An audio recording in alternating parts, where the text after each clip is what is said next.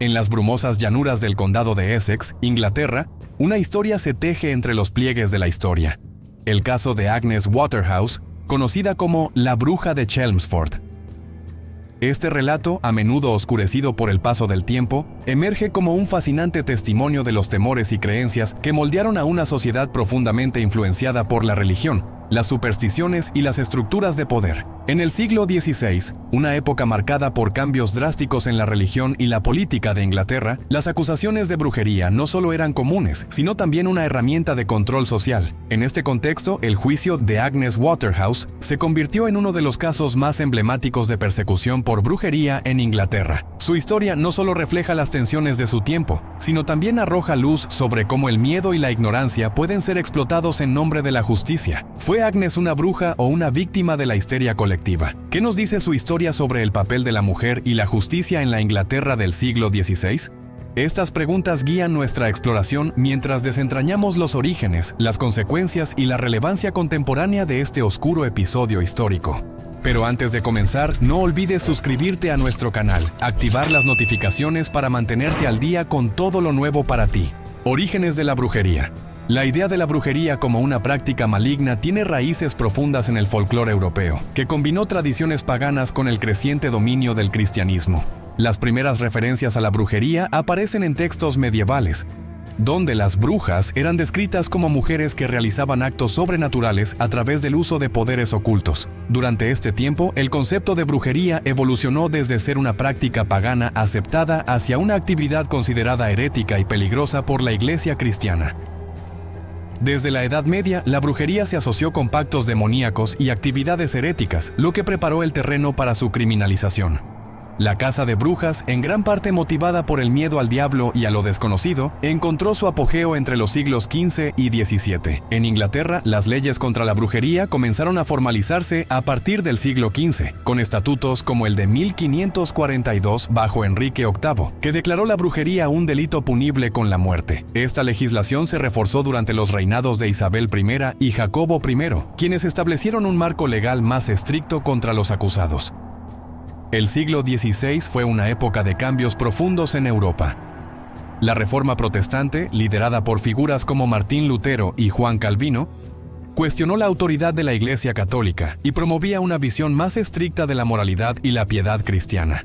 Este movimiento no solo generó divisiones religiosas, sino también un clima de incertidumbre y paranoia, que a menudo derivaba en la búsqueda de chivos expiatorios. En este contexto, las brujas se convirtieron en un objetivo fácil. La brujería era considerada una amenaza directa al orden divino y terrenal. El Malleus Maleficarum, publicado en 1487, fue un texto clave que describía cómo identificar, interrogar y castigar a las brujas. Aunque inicialmente fue rechazado por la Iglesia, este manual ganó influencia con el tiempo, alimentando una visión demoníaca de la brujería que justificó la persecución y ejecución de miles de personas, en su mayoría mujeres, durante los siglos siguientes.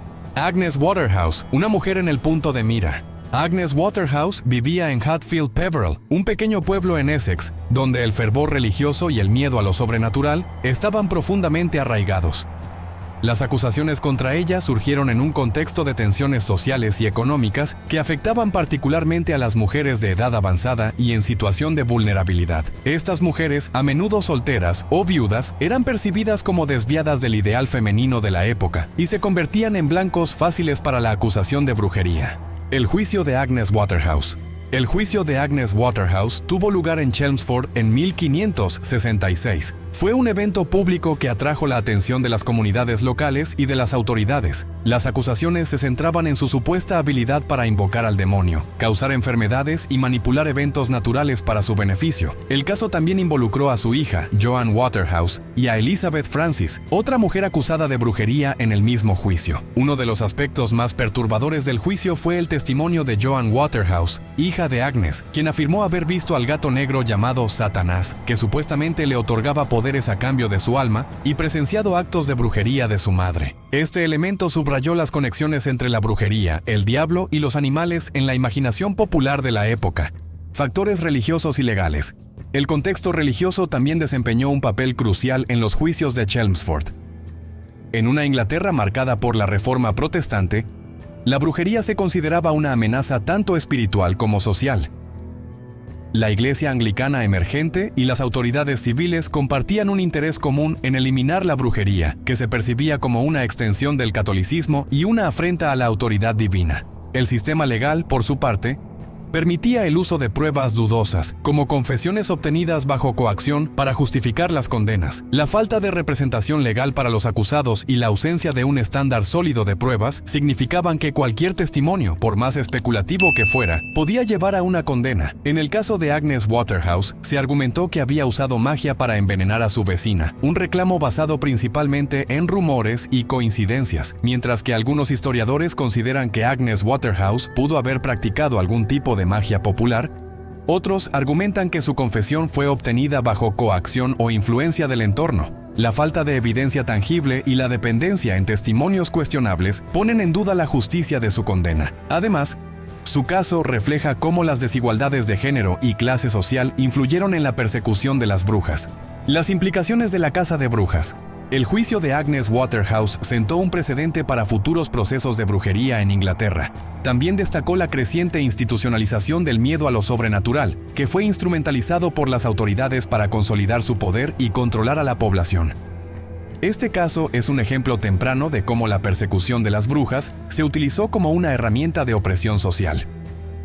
Algunos estudiosos han argumentado que la caza de brujas no fue simplemente una forma de misoginia institucionalizada, sino también una expresión de temores reales sobre el mal y la seguridad comunitaria. Sin embargo, esta perspectiva no justifica las atrocidades cometidas contra individuos inocentes. En el caso de Agnes Waterhouse, las evidencias presentadas en su contra fueron más el producto de la superstición que de pruebas contundentes. El legado de Agnes Waterhouse resuena en los debates contemporáneos sobre justicia, derechos humanos y discriminación de género. Aunque vivimos en una era de racionalidad científica, las cacerías de brujas modernas toman la forma de estigmatización social y persecución injusta de grupos vulnerables. La historia de Agnes nos recuerda la importancia de cuestionar las narrativas dominantes y de proteger los principios de justicia e igualdad.